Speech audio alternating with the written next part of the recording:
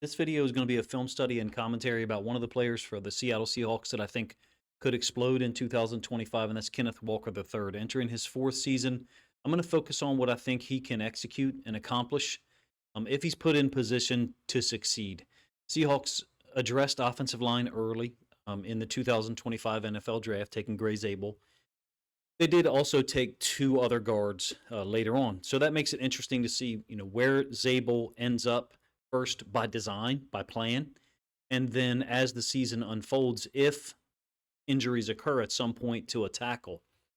Did Seattle's front office did make, I think, a underrated move by signing a versatile tackle slash guard in Josh Jones. He generally does play tackle, don't get me wrong, but he has the athleticism and the size and build to play guard if need be. Essentially, he played for the Ravens in 2024. So, full disclosure, I think a little higher of Josh Jones than many others do. Don't expect him to be a starter for Seattle in day one, but I think I'm using him as another example of how they've bolstered the offensive line.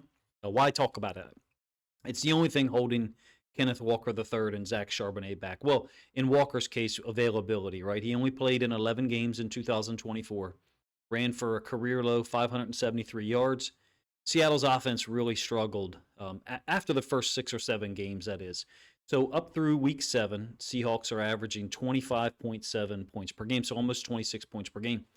They only exceeded that mark, 25 points, 3 times in their last 10 games.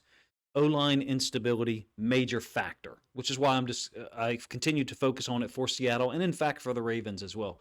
I think Walker the third and Charbonnet are really dangerous 1-2 punch, and I credit John Schneider and the front office for addressing O-line, but also drafting Damian Martinez to compete with Kenny McIntosh as the third guy. I think the new offensive coordinator, Clint Kubiak, he wants to have a healthy and consistent offensive line so that Walker and Charbonnet can produce, so that they can be the baseline, the foundational elements, the jab and the right cross, if you will, and he can set up all the complementary plays that he wants to and integrate Jalen Milroe at a place and time of his choosing. I'm going to go through some film here of how I think Walker can impact the game in this scheme and what he offers Seattle immediately on day one as a foundational element to their offense. So first, big play potential. This is a little check down against Washington 2023.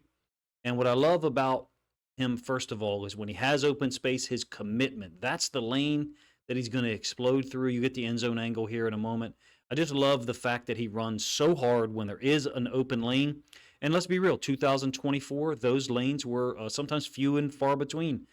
In fact, they were oftentimes constricted or restricted because of the offensive line's inability to get things done, inability to open up running lanes, whether it was in the pass game as a receiver. And look, he's not the receiver threat of Alvin Kamara or Christian McCaffrey, the two lead running backs that Kubiak has had experience with recently as a passing game coordinator. But I think that Kenneth Walker III is someone that Kubiak looked at before taking the job as having this benefit or this positive outcome. He can take a simple concept like the one we just saw and add on to it, basically create additional yards on top of the way it's schemed up, yards after the catch, if you will. He's got that commitment to the open lanes that I talked about, and then also the ability to break tackles. He's just good as many other running backs in the league who produced a whole lot more yards in the last couple of years. He averaged 4.6 yards per carry in his rookie season, 4.1 in 2023, where I'm showing you film of right now, and then only 3.7 last year for a lot of reasons. Injuries, offensive line, scheme issues, maybe. I expect Kenneth Walker III to get over the 1,000-yard mark from a rushing standpoint, but really, I would say that in this offense, with Kubiak's versatility and the flavor that Jalen Milroe is going to bring, I don't see any reason why Walker can't get to a 1,300, 1,400-yard output if he's given that number of carries. The reality is they drafted Martinez, who's tough to tackle and impressive as well. More of a downhill runner, if you will. I expect him to be used in the option game with Milroe, but there's no reason if Walker gets opportunities and can stay healthy that he can't produce. Now, however, reflecting on that, in 2024, he had 46 catches on 53 targets, and it only worked out to 6.5 yards per reception. So it's not like He's a big gainer generally on pass concepts, contrary to what I just showed you. He does have excellent vision. I think from a running standpoint, he can tempo the concept play to play, meaning on a particular snap, he can be patient and explode at the right time on a zone scheme or outside zone stretch scheme. And then on the very next play, a gap scheme power, if you will, he can follow the pulling O lineman and fit in the right gap at the right time. Basically, I think he's versatile enough to fit inside of Kubiak's offense and multiple schemes across the width and the depth of the offense. This is a really nice cutback, 2 cuts, in fact. I'll give you the end zone angle. I like the all 22 because you see that he had to bring this back against the grain because you have a DN kind of flash additional to that second level defender showing, and when you get the end zone angle, you'll see it all a little bit more clearly. But I like the cut ability. It's just drill tape, if you ask me. Shows you that he's well trained, number one. Number two, has that athletic ability to be able to find not just the second lane, but the third one. And to be real, those third lanes were not there. Those third options were not there in 2024 for him at all. Like I said, 4.6 yards per carry in his rookie year. To me, that's who Kenneth Walker III is. I know that he hasn't been since then. 4.1, 2023, 3.7 last year. Injuries, availability played a role, in my opinion. I think the O-line was a bigger issue. That's what I'm hanging my hat on, that I think the improvement of the offensive line, drastic improvement of the offensive line, allows Kenneth Walker III to actually, be who he is, which is guys like this right here. 2 cuts back through what I would call the third portion or the third option. Option 1, option 2, and then bringing it back here. I'm not talking about, bang it, bend it, or bounce it. I'm not referring to that. I'll actually have a little bit of a discussion about that later on. Essentially, I think Kenneth Walker III can get you yards where there are none at times. He's got excellent vision. In my opinion, his cuts are very abrupt and clean. Maybe in some cases, last year, his vision was too good. And what I mean by that is there's just nothing there in the primary focus or point of attack on a zone scheme or a gap scheme.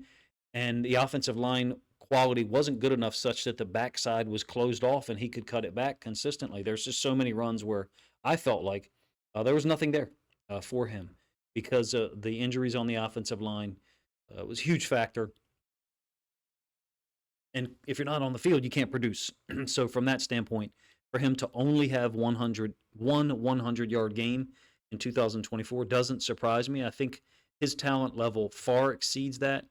For my money, him and Charbonnet, for them to only produce 1,001, just over 1,100 rushing yards in 2024, there's no reason why those guys can't be plus 300, plus 400. Well, I guess one of the reasons could be is that you now have Jalen Milroe as a quarterback running threat, number one, and also Martinez and or McIntosh, their involvement.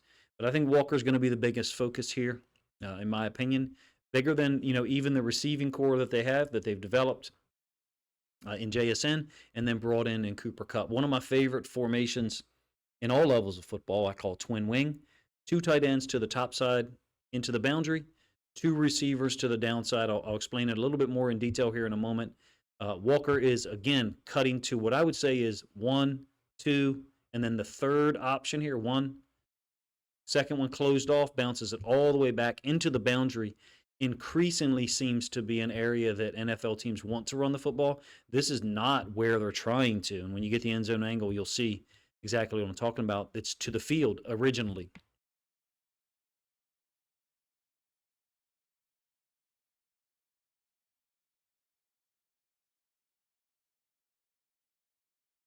Too often in 2024, those options, the third one here, was not available. This is a great formation and one that so many teams are taking advantage of because it creates a 4-man surface to one side and a 2-receiver side to the other. So what I mean is these 2 tight ends right here, this is actually a 3-4 front by Arizona in 2023. There's an outside linebacker who's off screen here that you can't see.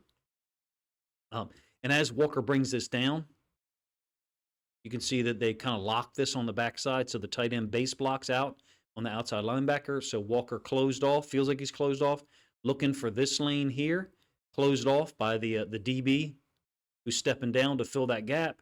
And then Walker's got the vision and the burst and speed to get to the outside. I'd like to see more of this, whereby Walker is got another option with the run concept. I don't mean necessarily built in, but look, it's not that the Cardinals were a great defense in 2023, but from where that film is from. But the point still remains. He's got great vision, burst, and cut ability to find those open spots in the defense. Seattle's offense couldn't function last year consistently because of the inability of the offensive line to generate primary running lanes, let alone secondary or tertiary third ones, like I've shown you on a couple of these plays here. Another one that I'm going to show you here is where the corner is going to vacate. It's the Panthers 2023. This outside linebacker is going to kind of wrong arm it. That's Houston, who played for the Ravens. I think he's now since retired, Justin Houston. And then the corner is going to vacate with the receiver. So what that means is receiver is going to block the safety, and this corner is going to go with him, so which means generally man. And as a result, the pulling tight end H-back Fant is going to log. We're not kicking this guy out because he's wrong-armed or stepped down. So a log means loop and go get the second-level defender. Guard here with no one to block because the corner's vacated. So it's a poor job by Carolina, obviously. It's a gap scheme play, power, basically, that Kenneth Walker III understands he can bounce. I think he'll exploit those lanes or those holes. Kubiak's offense will put him in positions to succeed, in my opinion. Certainly no reason he can't return to being a 1,000-yard rusher. The combined efforts of him and Charbonnet, I would say, at minimum, should be 1,400 to 1,500 yards from an expectation standpoint. If your expectation, the floor of your expectations for those two's combined efforts in the run game isn't 1,400 yards, I think you're just being a little too conservative. Now, unless Jalen Milroe somehow impacts the rushing stats in Seattle to plus 300 yards for the year. I don't think that that's necessarily a possibility, but who knows how things work out from a health standpoint for Sam Darnold, number one, and number two, will you have a game where a team just can't defend the option and Jalen Milroe becomes a larger focus as the game advances on? One more look at that formation that I called twin wing. So two tight ends into the boundary once again, and then two receivers up to the top side of the field. Carolina, from the same game in 2023, is in like a 5-1 nickel look. This is a nickel defender, I think number 21, stepping out to the field. It's a down scheme, so everyone stepping down the tight end wing side, and you can see what's getting ready to happen. Walker is going to cut this back to the outside and then make the corner miss. It's the thing I noticed about him at Michigan State, and I'm sure everybody else did as well, that made him so tantalizing as a prospect. I thought he was going to be a first rounder, ended up being taken in the second round. And the unfortunate thing for him, but not for Seattle, is that as a result of being drafted in the second round, they don't have a fifth-year option on him. And I think that I'm going to relate that to Kubiak, meaning it's got to be enticing for Kubiak to say, hey, he's in his fourth year. We don't have the fifth-year option on him. So for a second contract, I'm sure Kenneth Walker wants the football. And Seattle should want to give it to him. They should want to ride his skills and his ability, in my opinion, to establish a consistent run game and set up complementary plays, whether that's under center play action stuff or shotgun run plays like the one that I showed you here. One more time from the end zone angle. There's the two tight ends. So when I say it creates a four-man surface, guard, tackle, tight end, as opposed to the other side, you have a two-man surface, guard, tackle. So creating a four-man surface into the boundary with two receivers on the other side of the field is just a difficult horizontal stretch of the defense when you have a guy like Kenneth Walker III who can run into the boundary, and then possibly a quarterback like Jalen Milroe who could keep it on the option phase, or as the secondary part of the option phase, I should say.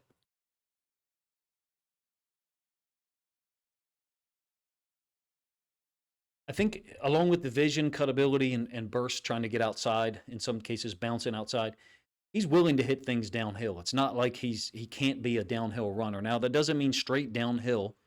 I do wonder about Martinez being used in the pistol option phase. It's Charbonnet as well with a Jalen Milroe. But he's not going to hesitate on runs. He meaning Kenneth Walker the third. So this is an 11 personnel run concept again into the boundary. I call it one back power.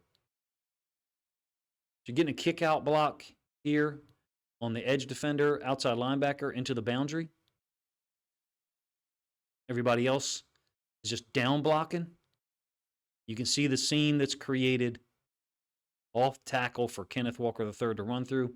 Let it go through full speed, and you can see he's committed.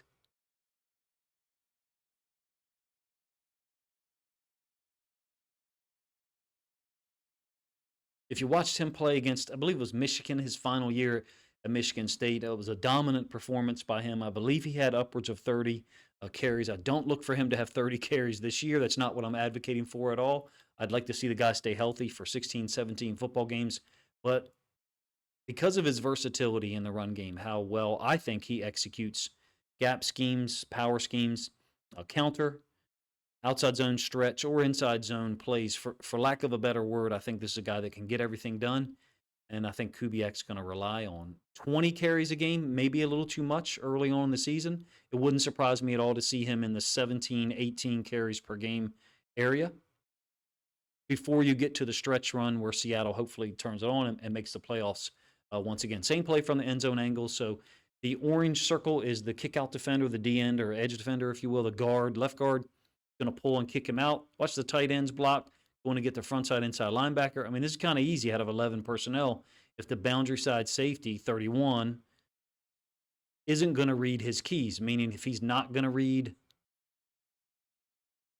this key here right now and seeing a down block inside release, be so late to get there, you can see just no angle because, again, Kenneth Walker III is committed. He's through the lane. It's a gap scheme. He understands where the lane should be, and he's not just a guy who's looking to bounce or bend or cut things back when he's not supposed to. And I think Kubiak's going to enjoy it. Coaching a guy who's able to accomplish everything. I do want to discuss one, and I'm going to break this apart into a standalone, separate, small video. I do want to discuss what I think is going to be a foundational element of the offense, and that's the good old outside zone stretch concept with a boot on the backside by the quarterback. Whether it's Darnold or Milroe in there, I would like to see that implemented early and often. As long as, well, the offensive line's job is going to be able to give Kenneth Walker III, Zach Charbonnet, and whoever else plays running back there the majority of the time, a two-way go, meaning you bang it or you bend it, but you don't bounce it on this particular scheme. So get it started here, all 22 angle, and then I'll give you the end zone one, and this will be probably the final play that I talk about. If you'd like to see more of some of this, please let me know. I'm still working on Kubiak offense. There's a lot going on with the draft, but that's the defender that's being put in conflict. The backside defensive end / edge defender, 52. You can see Walker is pressing to the field, the top side of our screen, and the offensive line is trying to give him a two-way go. In this case, he's going to either bang it or bend it, and he bends it, cuts it all the way back. This is a foundational element, in my opinion, because you're creating conflict to an unblocked defensive end. Also, clearly not going to block the backside corner. Not going to block the backside corner. And then you have the element of the quarterback booting off of it in the opposite direction. So you're giving that defender something to hold him, something to keep him from just pressing down at the point of attack and closing down the line of scrimmage to tackle the running back from behind. In my opinion, that's a foundational element of what Kubiak's going to do. Yeah, Shanahan-esque. He spent a lot of time around those guys, very similar to the stuff that his father ran when he was an offensive coordinator in the NFL. I will mention the D-end outside linebacker being put in conflict. You can do it a lot of ways, and I think this is probably an opportunity for a second video. You can either do it with the option game or the stretch boot with the boot attached to it, which we know is probably the way that Sam Darnold will accomplish that, meaning they won't put Sam Darnold on the field to run option. Well, if they do, it'll just be, just be an auto give or perhaps a RPO or play action on the backside of it. They're not going to expect him to run the option out of the pistol. Like I said, this will be the last play that I talk about. If you want to see some more of this, how I think Kubiak's offense is going to work with the personnel, this is step one, the jab, and then maybe the right cross off of it. Why? You're elongating the conflict for the defense, and this will definitely be the opportunity to talk in another video and show some plays. Basically, how long between the snap and the ball being handed off. I've got about 1.6 seconds, maybe 1.5. We'll call it 1.5. If you were in the shotgun and you were accomplishing an option phase, quarterback's feet are here, running back's feet are here, the elongation is not available to you because the handoff or the keep is going to occur faster than it is here. So we're basically talking about this time period that gives the defense longer period of time to flow in that direction. Also, this defender stretches him laterally. So as the running back and offensive line is working in that direction, this guy's decision is made worse with a longer passage of time, because if he doesn't close down, then you get opportunities for the running back to cut it back here, and it's absolutely vacant field. If he does, however, continually close down on the running back, then of course the quarterback keeping it on the boot in the opposite direction is the way that the offensive coordinator, in this case Clint Kubiak, is going to want to go. So when I say elongation of conflict, I mean how long the defenders are put in conflict before they see whether it's handed off or whether the quarterback kept it. And that elongation is a differential in timing. It's a little bit of a concept that I'd like to go a little bit more in depth on in perhaps a second follow-up video that compares the stretch with the boot off of it. I would call that play stretch. I know other people have different names for it, outside zone, what have you. With the boot attached to it versus a Jalen Milroe being in the game and an option phase, quarterback in the shotgun, giving it to the running back, keeping it to run around the edge in the other direction, or possibly an RPO / play action attached to it. The timing is different on those two types of concepts. And that's where I think Kubiak is going to have a wider net of possible plays to use, because in essence, he's got two quarterbacks that he can try to accomplish things. Think throwing a fastball and a changeup, which is typical for a baseball pitcher. But in this case, you've got a guy who, an offense, this is my comparison or analogy, forgive me if it breaks down quickly, a right-handed pitcher, Darnold, who has a fastball and a changeup, but he can also turn around and throw left-handed, Milroe, and throw the same fastball and changeup, but maybe with a different delivery at a different speed and timing. Perhaps there's better analogies than the one that I just attempted to use there. My overall or global point is Clint Kubiak has a ton of options to use here with this offense, just from a personnel standpoint. But I think Kenneth Walker III, Zach Charbonnet as well, Martinez, and even McIntosh, those guys offer him strengths, and in the case of Walker, versatility to be able to execute a multitude of concepts, whether it's under center, whether it's in the shotgun, whether it's option-based or stretch / play action boot-oriented. Hopefully I explained that in a way that makes some sense. If I did not, feel free to either ask questions in the comment section, number one, or provide suggestions for how the follow-up video could go. I do have a significant amount of film of Darnold built up and ready to go. Clearly can't show any Milroe film, so unfortunately, for comparison's sake, I will have to use option-based concepts that the Ravens have shown previously with Lamar Jackson. So you have to forgive that comparison there, but it's a natural one, being as A, I'm a Ravens fan and Ravens content creator, and B, Milroe is a guy who comes in with immense physical gifts in the run game and making people miss. I feel like the integration of those two drastic types of offenses, the under center, stretch, play action, boot game, and the option game, either out of the pistol or the typical shotgun, is just going to make Seattle even more difficult to defend, and I think open up more running lane opportunities for a guy like Kenneth Walker III. You're welcome to let me know what you think of this video in the comment section. Forgive me for only using 2023 film. At this point, all 2024 film has essentially been copyright claimed by the NFL, so to even attempt to use it on the front end guarantees you zero revenue for any of your efforts. So if you enjoyed the video, please let me know in the comment section. If you think other Seahawks fans would enjoy checking this one out, then please consider grabbing a link to this video, sharing it out on social media to help this content get more reach.